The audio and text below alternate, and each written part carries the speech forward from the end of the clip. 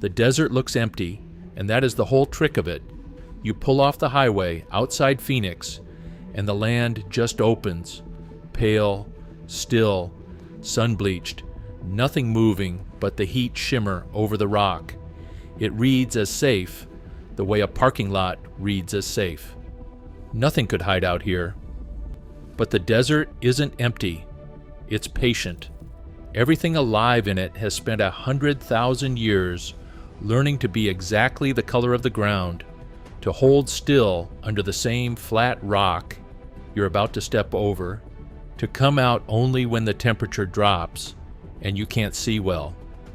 This is the most venom-dense square mileage in the United States, and almost none of it wants you to know it's there, right up until the second it has to.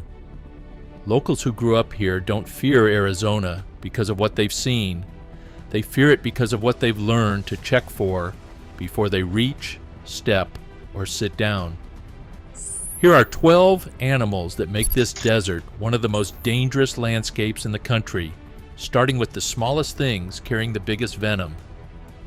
The bark scorpion is barely the length of a matchstick, pale gold, almost translucent against desert sand, and it is the single most venomous scorpion in North America. Unlike most scorpions which stay ground level, the bark scorpion climbs up walls, into shoes left on a porch overnight, into the folds of a beach towel, into the underside of a patio chair. Its sting delivers a neurotoxin that causes intense, radiating pain, numbness, and in children or the elderly, can trigger more severe reactions requiring hospital treatment. Arizona households in scorpion country have a nightly ritual. Most outsiders would find strange, shaking out shoes, checking bed sheets, running a black light across the baseboards, because bark scorpions fluoresce a pale blue-green under ultraviolet light, and that's often the only way to find them before they find you. Pest control crews in the Phoenix and Tucson metro areas will tell you the same thing every summer. Bark scorpion calls spike the moment nighttime temperatures climb, because the scorpions themselves come out to hunt only after the sun goes down and the pavement finally starts to cool. A family that's lived in the same house for 20 years can still get a first sting in a place they thought they knew perfectly, which is exactly why the black light stays by the back door instead of packed away in a drawer. The Gila monster looks slow, almost sluggish, thick-bodied, and patterned in black and orange like a warning painted directly onto its skin. That warning is accurate. This is one of only a small handful of venomous lizards on Earth, and unlike a snake that strikes and releases, the Gila monster bites and holds on, grinding its jaw to work venom deeper through grooved teeth. The grip strength is strong enough that people bitten have needed to physically pry the lizard's jaws open to get free. Bites are rarely fatal to a healthy adult, but they are excruciating, and Arizona's Gila monsters spend most of the year underground, emerging mainly after rain, which means most encounters happen exactly when hikers assume the desert should be at its calmest. Beneath rocks and fallen cactus pads across the Sonoran desert lives an arthropod that looks like something built to unsettle people on purpose. The giant desert centipede can grow longer than a human hand, moves in fast, jerking bursts, and delivers venom through modified front legs, called forcipules, rather than through a bite.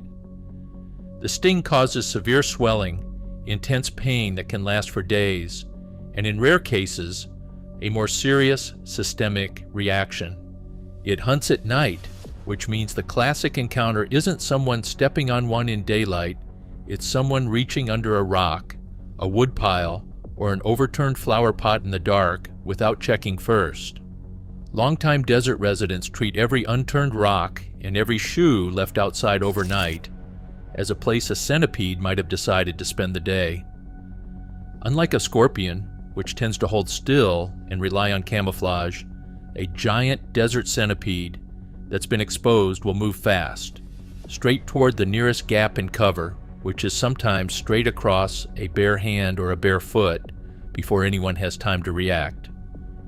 Most people picture a black widow spider as rare, something you'd have to go looking for. In Arizona, they're common enough that pest control companies treat them as a routine part of the job, not a special case. Black widows build their webs in exactly the places people don't look: under patio furniture, inside undisturbed garage corners, in stacked firewood, in the crawl space beneath a shed. The female's venom is a potent neurotoxin capable of causing severe muscle cramping, abdominal pain intense enough to be mistaken for appendicitis, and in vulnerable people, a genuinely dangerous reaction. She's not aggressive and won't chase a person down, but she also won't move out of the way of a hand reaching into her web.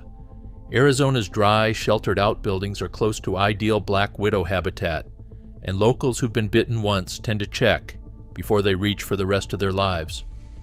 Anyone who's grown up doing yard work in this state has been taught the same small habit almost without noticing it: knock the top of a glove against a fence post before putting it on, and glance under a patio chair before pulling it out, because a black widow's web is often nearly invisible until the light hits it at exactly the right angle.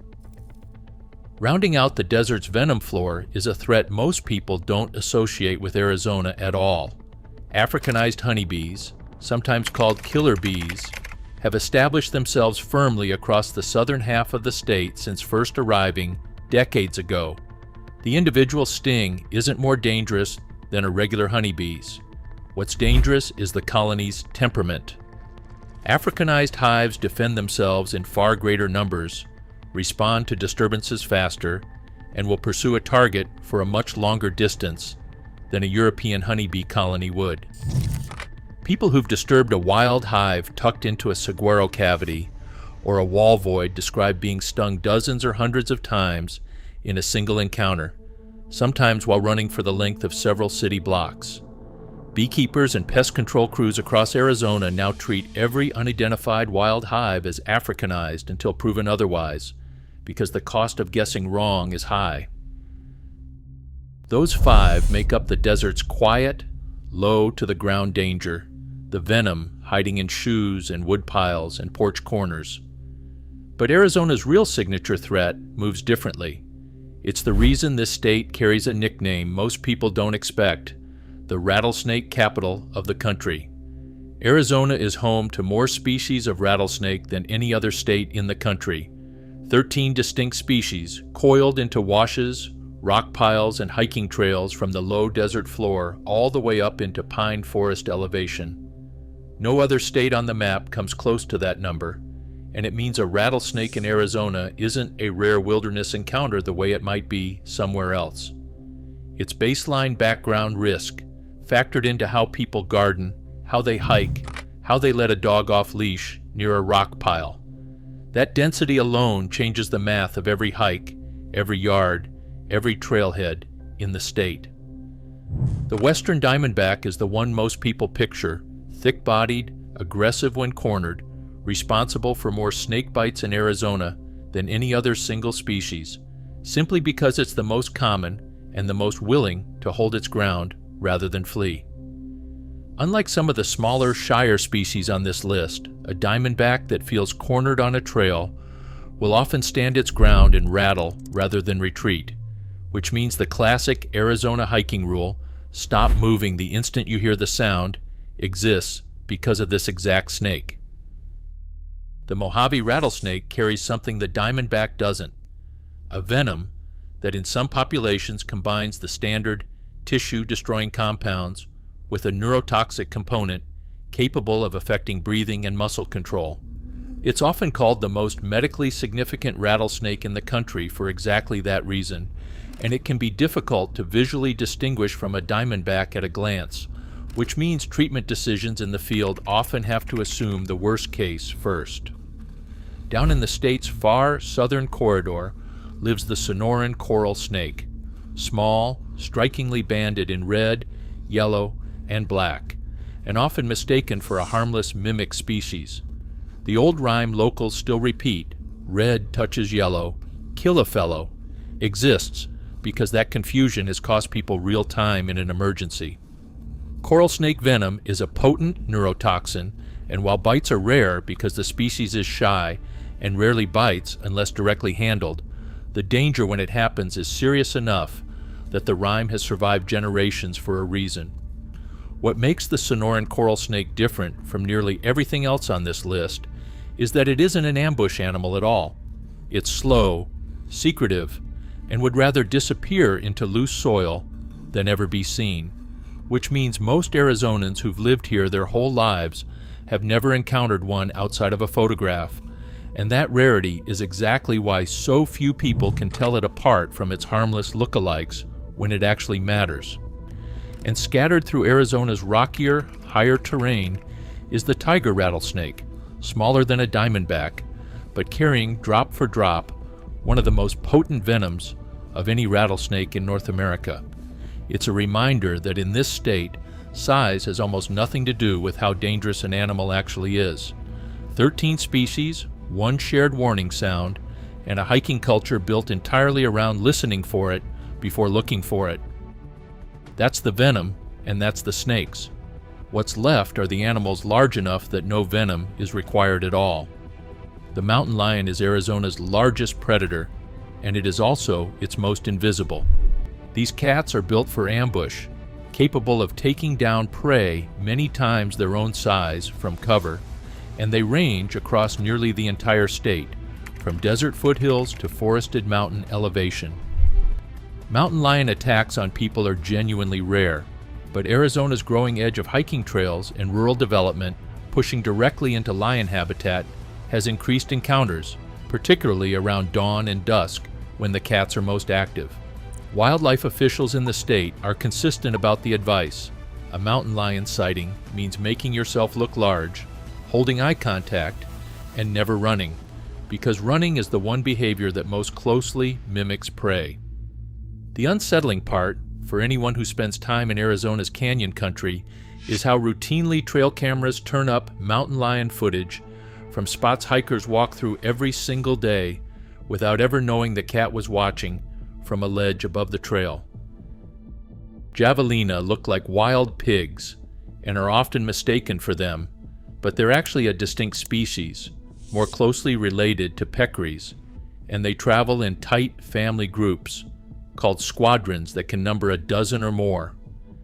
Individually, a javelina isn't especially large, but a threatened squadron will defend itself as a unit using sharp tusks capable of serious lacerations, and attacks on pets that get too close to a javelina group are common enough that Arizona wildlife agencies issue regular public warnings about it. Add in Arizona's flash flood geography, where a clear desert wash can turn into a wall of moving water within minutes of a storm breaking over distant mountains that a hiker down in the canyon never even sees coming, and you get a pattern locals know well. The animals and the terrain both punish the same mistake, wandering into a low, quiet-looking place without checking what's coming, whether it's a squadron of javelina defending ground or a flood pushing down a canyon that was bone dry an hour earlier. Search and rescue crews in Arizona's canyon country will say the wash and the javelina teach the same lesson from opposite directions. Quiet and empty is not the same thing as safe, and the desert rarely gives more than a few minutes of warning before it changes its mind.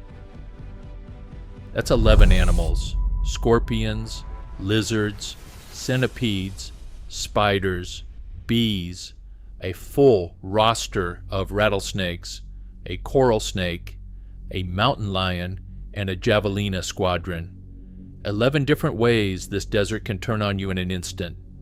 And if you had to guess which threat sends the most people to Arizona emergency rooms and takes the most lives across this state every single year, your mind probably went straight to the rattlesnake, or the scorpion, or the mountain lion in the tree line.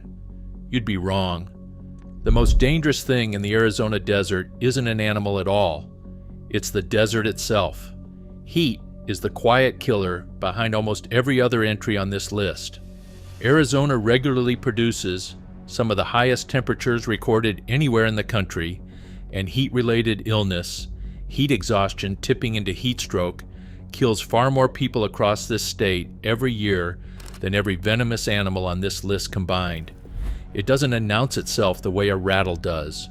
It builds slowly on a trail that looks shorter on the map, in a car that broke down on a back road, in a hike that started too late in the day because the morning looked cool enough.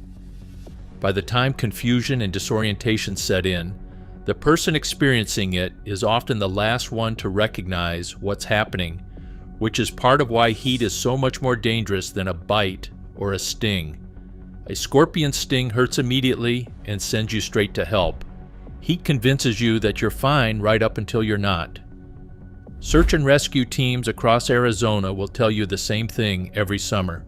The desert doesn't need teeth or venom to be the most dangerous thing in the state. It just needs you to underestimate it for one afternoon, one trail that looked shorter from the trailhead sign than it actually was, one water bottle that ran out an hour before the car came back into view. And that's the real shape of the thesis this whole list has been building toward. The desert never announces its danger. It waits under the rock you're about to lift, inside the shoe you're about to put on, coiled in the shade you were about to sit down in, and in the heat you stopped noticing an hour ago. Locals don't survive this landscape by being fearless. They survive it by treating every still, quiet, empty-looking stretch of ground exactly like what it actually is. Patient, never empty. If you found this fascinating, hit subscribe for more stories like this.